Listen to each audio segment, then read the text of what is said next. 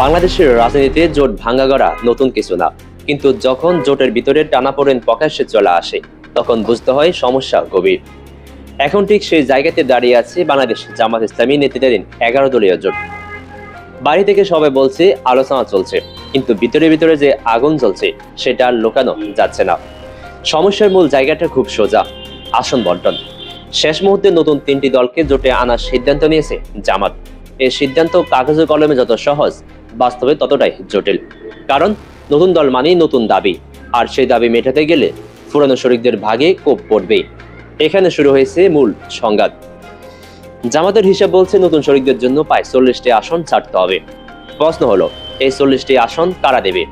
জামাত চাইছে সবাই মিলে ত্যাগ করুক, নিজেদের ভাগ থেকে কিছু, চরমনাই ঘরানার দল থেকে কিছু, আর ছোট শরিকদের কাছ থেকে কিছু। শুনতে ন্যায্য লাগলেও রাজনীতিতে শুধু ন্যায্যতার অঙ্কে সব চলে না, চলে শক্তির অঙ্কে, মর্যাদার অঙ্কে। এই জায়গায় আপত্তি তুলেছে ইসলামী আন্দোলন বাংলাদেশ ও খেলাফত ঘরানার দলগুলো। তাদের বক্তব্য খুব পরিষ্কার, নতুন দল আনার সিদ্ধান্ত তারা নেয়নি, তাহলে বিল তারা কেন দেবে? তারা মনে করছে জামাত একতরফা সিদ্ধান্ত চাপিয়ে দিচ্ছে, আর সে চাপের নিচে তাদের মাথা নত করতে বলা হচ্ছে। এটা তারা মানতে রাজি নয়। আরেকটি বড় ফ্যাক্টর হলো নতুন শরিক দল জাতীয় নাগরিক পার্টি এনসিপি। এনসিপি খুব স্পষ্টভাবে দ্বিতীয় বৃহত্তর শরিকের স্বীকৃতি চাইছে, অর্থাৎ আসনের সংখ্যায় ইসলামী আন্দোলনের চেয়েও তারা এক ধাপ এগিয়ে থাকতে হবে। এখানেই সংঘাতটা ইগোর পর্যায়ে চলে গেছে। চরমনাই ঘরানার নেতারা বলছেন, যাদের মাঠে সংগঠন নেই, ইউনিয়ন পর্যায়ে কমিটি দুর্বল, তারা কিভাবে বড় শরিক হয়? এখানে দুটি ভিন্ন বাস্তবতা মুখোমুখি। একদিকে মাঠের রাজনীতি, মসজিদ, মাদ্রাসা, গ্রাম, ইউনিয়নের ভোট ব্যাংক; অন্যদিকে অনলাইন ও তরুণদের রাজনীতি। ফেসবুক, ইউটিউব, জুলাই আন্দোলনের আবেগ। জামাত মনে করছে তরুণ ভোট ধরতে হলে এনসিপিকে প্রয়োজন, কিন্তু চরমনাই ঘরানা মনে করছে ভার্চুয়াল জনপ্রিয়তা দিয়ে ব্যালট বক্স জেতানো যায় না। এই দ্বন্দ্বের খেসারত দিচ্ছে পুরনো মিত্ররাও। খেলাফত মজলিস, নিজামী ইসলাম পার্টির মতো দলগুলো বলছে দুদিনে তারা ছিল, আর এখন শেষ মুহূর্তে আসা দলগুলো বেশি বাড়ছে। এতে তাদের মধ্যে তীব্র ক্ষোভ তৈরি হয়েছে। জোটের ভিতরে এখন আর আস্থা নেই, আছে সন্দেহ কে কাকে ঠকাচ্ছে। এই প্রশ্নটাই বড় হয়ে উঠেছে। সবচেয়ে ভয়ঙ্কর চিত্রটা মাঠের।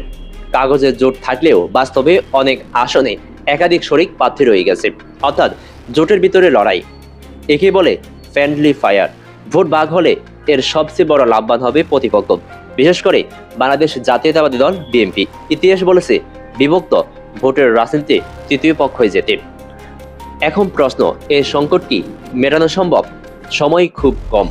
প্রার্থিতা প্রত্যাহারের শেষ দিনই হবে আসল পরীক্ষা।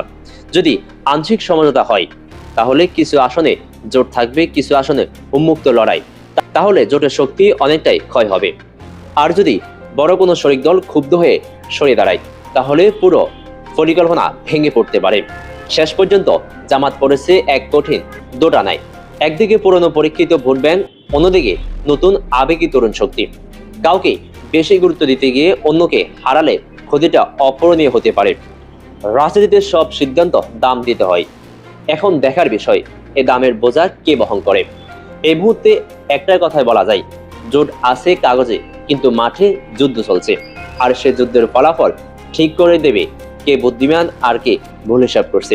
দর্শক, আপনার মূল্যবান মন্তব্য কমেন্টের ঘরে জানান, আর এই চ্যানেলে নতুন হয়ে থাকলে সাবস্ক্রাইব করে আমাদের সাথেই থাকুন। ধন্যবাদ।